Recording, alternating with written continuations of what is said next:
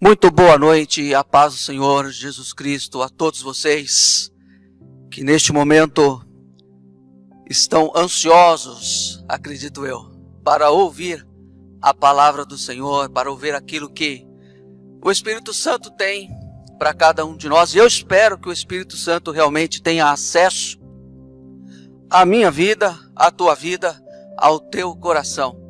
Que a palavra do Senhor nesta noite possa cair como que em terra boa, para que possa produzir frutos e muitos frutos. Nesta noite eu quero ministrar uma palavra sobre o tema: quais são os seus frutos e qual o seu legado. Eu quero falar aqui sobre a história de duas mulheres. Na verdade, vão haver mais personagens, mas o nome de duas mulheres, pelo menos, eu quero citar. Para isso, eu quero que você abra sua Bíblia no livro de Esther. Apenas um versículo que nós estaremos lendo, no capítulo 4, verso de número 14. Esta seria a primeira mulher. Esther, capítulo 4, verso de número 14. Acredito eu que muitos conheçam a história de Esther. Portanto, vamos dar início a esta reflexão, uma rápida reflexão, começando por ela. Esther, capítulo 4, mais uma vez eu digo, o número do versículo é o 14, que diz assim: pois se de todo te calares agora, de outra parte se levantarão socorro e livramento para os judeus, mas tu e a casa de teu pai perecereis. E quem sabe, se não foi para tal tempo como este que chegaste ao reino. Parafraseando a fala de Mardoqueu, direcionada a Esther, ele está dizendo assim: se você não fizer nada, fique tranquila, de outra parte virá o socorro. Mas fique sabendo que você e a casa de seu pai vão perecer. Mas quem sabe, se não é por esta razão, por esse propósito, se essa realmente ou este realmente não é o motivo de você chegar aonde você chegou. E ele tinha essa liberdade de falar desta maneira com Esther, pois foi ele quem a ajudou a chegar até onde ela tinha chegado. E que lugar era esse? Ao posto de rainha. Ela tinha acesso ao rei. E o que estava acontecendo nesta ocasião para que Mardoqueu direcionasse essas palavras a Esther? Simples. Nós não vamos nos deter muito nesta história, mas de forma rápida, apenas relembrar. O povo judeu estava sendo perseguido e todos eles agora estariam morrendo. Estavam sendo enganados e praticamente levados à morte. E é por isso que Mardoqueu, também judeu, pede a ajuda agora de não somente sua prima, uma prima que era como se fosse sua filha. Os pais de Esther morreram e Mardoqueu a criou como se fosse sua filha. Então ele se direciona a ela, já que ele mesmo a ajudou a chegar até ali, e pede socorro, porque o povo judeu estaria sofrendo, morrendo, era vítima de uma emboscada. E a história nos diz que Esther se posicionou e houve livramento para o povo judeu, não só para o povo judeu, mas para ela também, claro, porque ela era judia, ela fazia parte do povo judeu, ainda que ela, de modo contrário, pudesse pensar: eu não vou fazer nada. O povo que morra, eu estou aqui no reinado, eu estou no palácio, eu estou do lado do rei, ninguém vai me atingir. Mas ela não agiu assim, ela agiu conforme as palavras de Mardoqueu e através deste propósito, como Mardoqueu mesmo usou as palavras. Quem sabe se não foi por esta razão, por este motivo? Quem sabe se não é por isso mesmo, para esse tempo que você chegou até aí? E realmente fora. Esta é a história da primeira mulher que eu vos falei, e agora eu quero partir. Nós estamos falando de uma história que aconteceu há pelo menos 2.400 anos, 2.500 anos, ou seja, 500 anos antes de Cristo, 400 anos de Cristo. E agora eu quero dar um salto um pouco mais para próximo de nós, para uma história que aconteceu há pelo menos 300 anos, ou seja, século XVIII. Uma história mais na nossa era, na era cristã. Uma mulher cujo nome era Susana. Mulher esta que teve 19 filhos. Não que todos esses filhos sobreviveram, muitos desses filhos morreram ainda bebês. Mas é uma história bastante relevante. E eu gostaria que vocês se lembrassem qual o tema desta ministração. Eu vou repetir, caso você já tenha esquecido. Quais os seus frutos e qual o seu legado? Esse é o tema sobre o qual nós estamos trabalhando. A história conta que esta mulher, embora tendo uma vida muito sofrida, imagine vocês, tendo 19 filhos. A bem da verdade, como vos disse, nem todos sobreviveram, muitos ainda em sua infância, ainda bebês, faleceram, mas de qualquer maneira, muitos filhos. E a história nos conta, a história desta mulher chamada Susana nos mostra que ela parecia ter muito mais do que 24 horas do dia. Parecia uma mulher que tinha 48 horas, era dobrado, o tempo dela era dobrado. Porque ela encontrava tempo para educar estas crianças quando chegavam à idade de 5 anos. Ela começava, todos os seus filhos que chegavam a essa idade de 5 anos, ela alfabetizava. E não só, como vos disse, a educação secular, mas a própria palavra de Deus, esta mulher ensinava a essas crianças. E separava uma hora do dia para conversar individualmente com cada criança, não somente para educar, mas para conversar sobre tudo e principalmente conversar sobre os princípios bíblicos. Aí eu pergunto novamente, como é que esta mulher arrumava tempo para tudo isso? Não sei. Nessa época, o cristianismo estava passando por um momento muito complicado, muito difícil. Talvez nós olhando para os nossos dias, a gente diz que o evangelho nos nossos dias, os dias de hoje, está vivendo muita perseguição. Não, irmãos, isso não é novidade, não é apenas agora. Sempre o evangelho sofreu perseguição.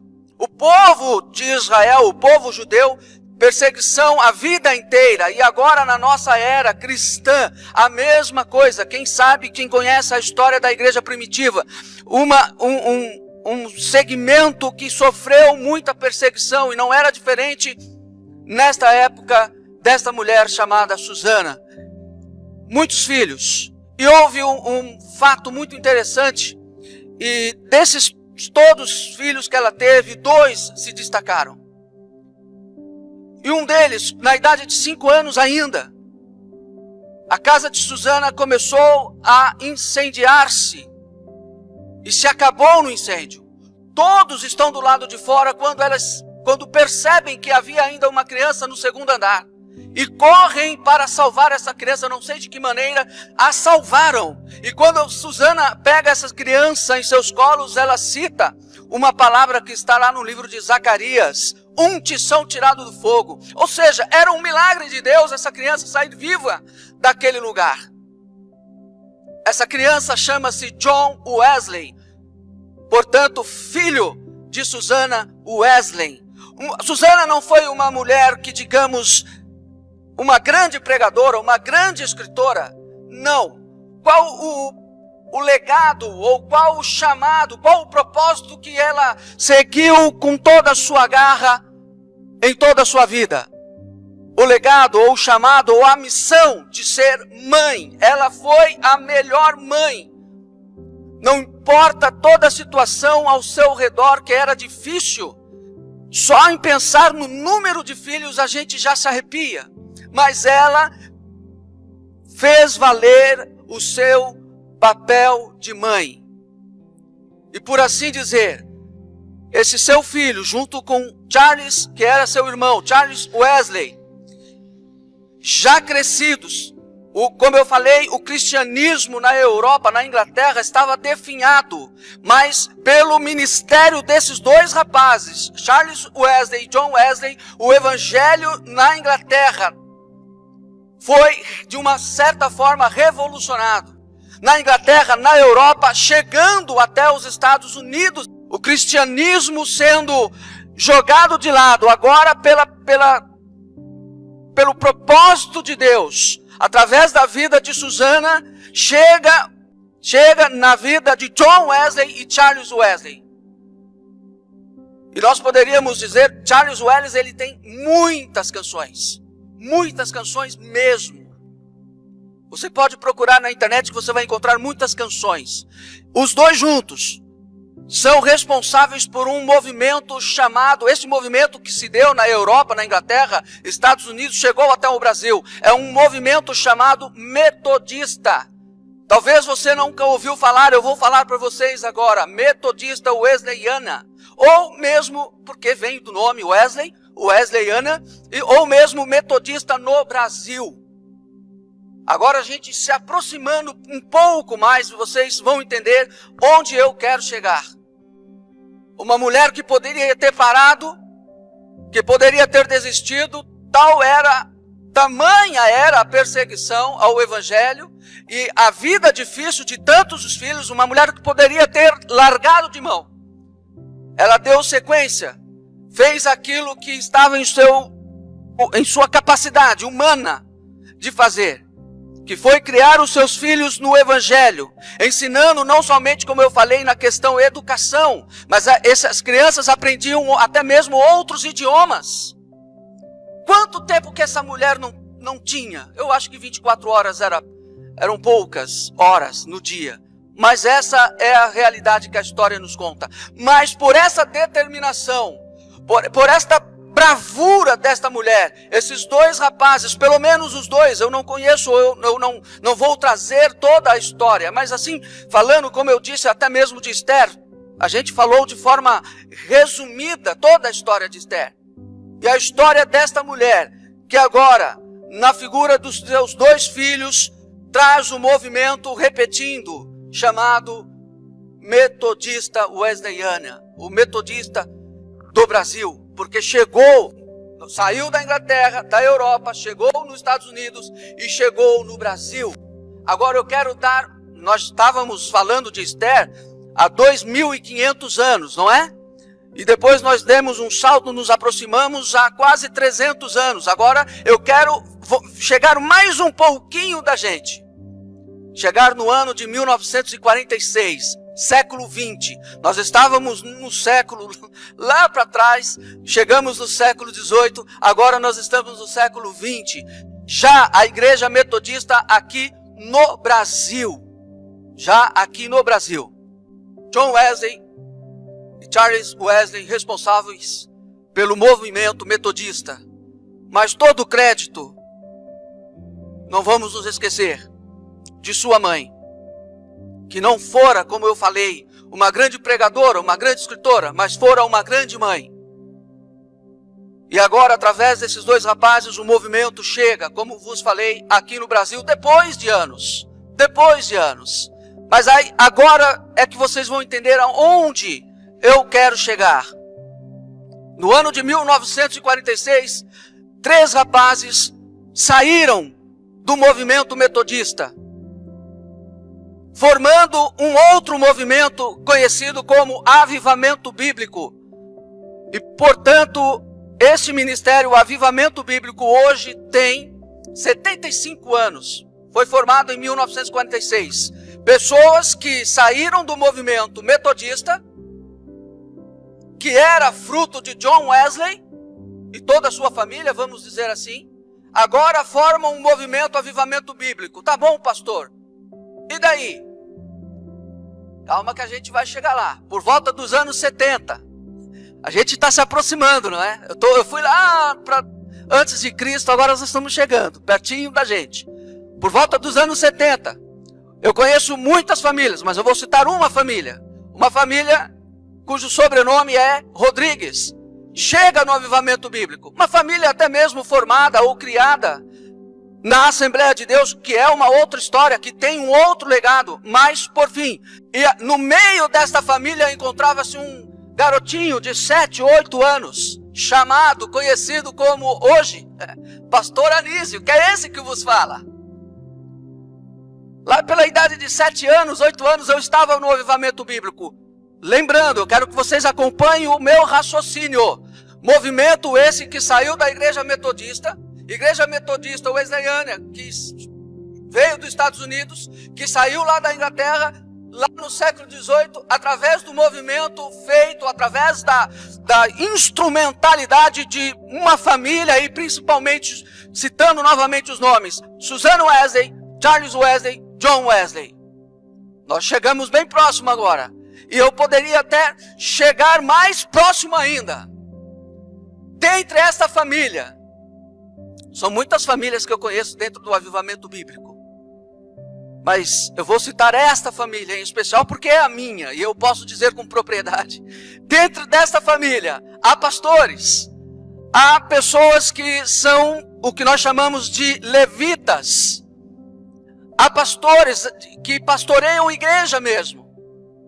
Há irmãos meus e há sobrinhos meus que estão dando sequência a este legado que começou lá atrás. Lá atrás aonde? No ano de 46? Não, lá atrás, no século 18. E eu conheço, aproximando um pouquinho mais, já em 1988, 89, mais ou menos, encostando em 1990, uma mulher que recebeu e aceitou Jesus Cristo como seu Salvador neste ministério chamado Avivamento Bíblico. Mulher esta que hoje é a minha esposa, Valdirene. Olha, irmãos, é um legado, a gente vai puxando o fio da meada e vai chegando até os dias de hoje. E daqui a pouco eu vou fazer novamente 2 perguntas a vocês, para a gente poder concluir. O que mais tem desse ministério? O que mais tem desse legado? Quais são os frutos que você pode nos apontar? Vou apontar mais frutos para vocês. Lá em Guarulhos, a filha do meu sobrinho, portanto ela é minha sobrinha também, Gabi Pereira, por esses meses ela deu início. Também ela atua na área de ministerial de louvor, levita. Louvor, adoração, começou no canal do YouTube a postar os seus vídeos que são maravilhosos, cheios de unção, cheios de graça. E chegando um pouquinho mais daqui da nossa cidade, querida Indaiatuba, eu poderia citar também aquela moça que passou por aqui, já fez parte desse ministério, Igreja Cristã, chamada Tainá Fernanda, que hoje congrega e serve a Deus e atua também nesta área ministerial de louvor, de adoração, que serve a Deus hoje na Igreja Batista aqui, na Morada do Sol, que também tem o seu canal no YouTube. Ora, meu irmão, o que eu quero te mostrar com tudo isso que eu estou falando não é exaltar a minha família, não é exaltar o meu nome, não é exaltar nenhuma dessas pessoas aqui, mas é exaltar o nome do Senhor Jesus Cristo. Sabe por quê? Porque essas pessoas todas que eu citei aqui, tiveram ou deixaram, ou estão deixando, porque tem as que passaram e tem as que ainda estão nos nossos dias, deixaram um grande legado. E estão deixando um grande legado. E a minha pergunta para nós podermos concluir, porque hoje a ministração na verdade foi eu contando histórias, mas o que é nós pregarmos a palavra? Se eu abrir a palavra de Deus lá no livro de João, por acaso eu não estarei lendo uma história que aconteceu no passado? Está na mesma.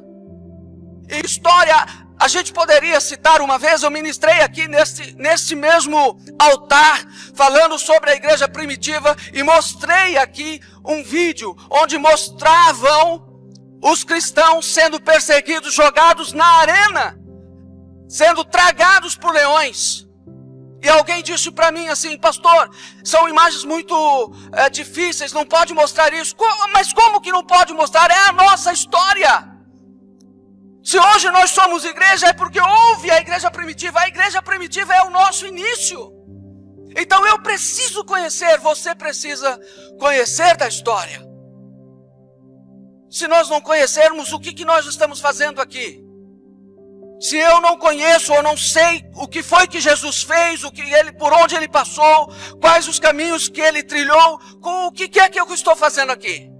O que é que você está fazendo aqui?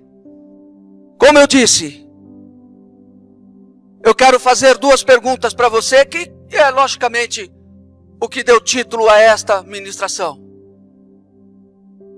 O que é que Deus colocou nas tuas mãos para você fazer? É pequeno demais? Talvez você olhe com desdém. Pastor, eu não estou em nenhum cargo elevado como chegou Esther. Não sou rainha, não sou rei.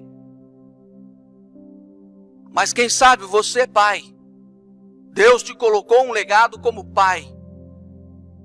E você quer que eu vá um pouquinho mais profundo? Talvez você não seja nem o pai legítimo. Seja como Mardoqueu, era primo, mas ele criou Esther. Mas ele também cumpriu o seu papel, ensinou Esther nos caminhos do Senhor, ensinou Esther os princípios do Senhor. E quem sabe você diga assim, eu sou apenas uma mãe. Quem sabe você diga, eu sou apenas uma mãe. Meu querido, veja só o que aconteceu na vida desta mulher chamada Susana Wesley, apenas uma mãe. Ela não era mais do que isso, ou menos do que isso, mas ela cumpriu o seu papel de mãe. E qual o legado que ela deixou? Ora, se eu olhar para a minha vida sendo fruto, eu diria que eu sou fruto da Assembleia de Deus e Avivamento Bíblico misturados. Mas vamos citar apenas o avivamento. Toda a minha família é frutos do avivamento. Aí agora você olha para o avivamento e diz assim, e avivamento é fruto de quem? Fruto de 3 rapazes que saiu da Metodista. Então vamos lá para a cesta de frutos da Igreja Metodista. É fruto de quem? Fruto de missionários que trabalharam lá nos Estados Unidos e que o evangelho cresceu. Vamos olhar para a cesta de frutos lá dos Estados Unidos. Veio da onde? Lá no século XVIII, voltando, repetindo a data pelo menos aproximada. Veio da onde? Veio de um cesto de frutas lá da Inglaterra, dessa família chamada Wesley. Irmão, qual o legado que você vai deixar nesta terra daqui a 100 anos, daqui a 200 anos, enquanto Cristo não retorna? Qual os frutos que você vai apresentar a Deus? Hoje eu posso me apresentar diante de Deus e dizer assim, Senhor, eis aqui nas minhas mãos. Tenho a minha esposa que eu conheci, ela se converteu lá no avivamento bíblico. Tenho a minha filha, meus filhos foram criados dentro, a infância, no avivamento bíblico. Está aqui a minha família, está aqui os meus irmãos, aqui estão os meus sobrinhos. E aí a gente vai voltando tudo de novo. E vamos chegar lá atrás, para que você entenda um pouco mais. Quando eu pergunto para vocês, qual é o seu legado? Quais os seus frutos? Vamos perguntar, quais são os frutos de Esther? Esther salvou uma nação, queridos. Esther salvou um povo. Se você olhar para o povo judeu hoje, que voltou à sua terra, foram espalhados, já na era cristã, foram espalhados. Já no nosso século XX, século passado, século XX. Em 1948, eles voltam para a sua terra. E hoje Israel, ou o povo judeu, é das maiores, ou se não a maior potência neste mundo. Os maiores prêmios Nobel pertencem a judeus. Uma nação mais rica, sendo apenas 2% de toda a população, ela é a que contém a maior riqueza deste mundo. Imagina Deus agora do lado de Esther e olhando, conversando com ela. Olha, Esther, o que você fez? Eu propus a você estar ao lado do rei como rainha. E você honrou a posição que você estava. Você não menosprezou o teu povo. Olha lá como está Israel hoje. Quem sabe se Deus agora no lado de Susana não esteja dizendo assim: ah, Susana, ainda bem que você não desistiu. Mesmo que você tenha gerado muitos filhos, você cuidou de cada um desses filhos. E você ensinou o meu evangelho, você ensinou a minha palavra. E agora Deus chega até John Wesley e fala assim: eu sei que você sofreu perseguição, eu sei que você teve muitas decepções, mas olha lá. E aí Deus vem vindo a cada um de nós. E hoje o Espírito Santo pergunta para mim e para você: quais são os seus frutos? Qual o seu legado? Não é riqueza, Não estamos falando de riqueza. Não estamos falando de finanças. E não estamos falando de posição social. Talvez você diga, eu não tenho nenhuma posição social como Esther teve. Mas repetindo, talvez você tenha em suas mãos o poder de ser pai, de ser mãe, de ter um sobrinho, uma sobrinha. Então não olhe para isso com menosprezo. Não despreze aquilo que Deus colocou nas tuas mãos. Se a ferramenta que Deus colocou em suas mãos é apenas uma funda, como havia nas mãos de Davi, use-a, mas use-a com responsabilidade. E use-a debaixo da unção do Senhor. Aquilo que te vier às mãos para fazer, está escrito, faze-o com todas as tuas forças. E tudo fazei como se fosse para o Senhor. Se você está fazendo como se fosse para homens, você pode ser até decepcionado. Mas faça tudo como se você estivesse fazendo para o Senhor. Esta é a palavra desta noite. E esta é a indagação que o Espírito Santo faz a mim e a você. Qual é o teu legado? Daqui a 200 anos, será que alguém estará ministrando e lembrando daquilo que eu fiz, daquilo que você fez, daquilo que você deixou? Ou mesmo lá na eternidade, quando nós estivermos junto com todos, o Senhor Jesus vai nos perguntar assim, eu quero ver quais foram os frutos que você fez. Como eu citei aqui, o que é que você tem nas mãos para apresentar ao Senhor? Você chegará diante do Senhor com as mãos vazias. Você hoje tem a oportunidade de dar uma olhada ao seu redor. E se aperceber que o que você tem, a tua vida, nada é teu, nem a vida é tua, pertence a Deus. Então administre bem. Faça disso um legado da parte de Deus na tua vida.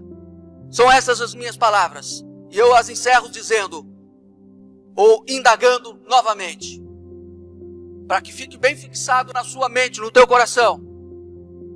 Quais são os seus frutos? E qual o seu legado? Lembrando da palavra que Jesus Cristo disse.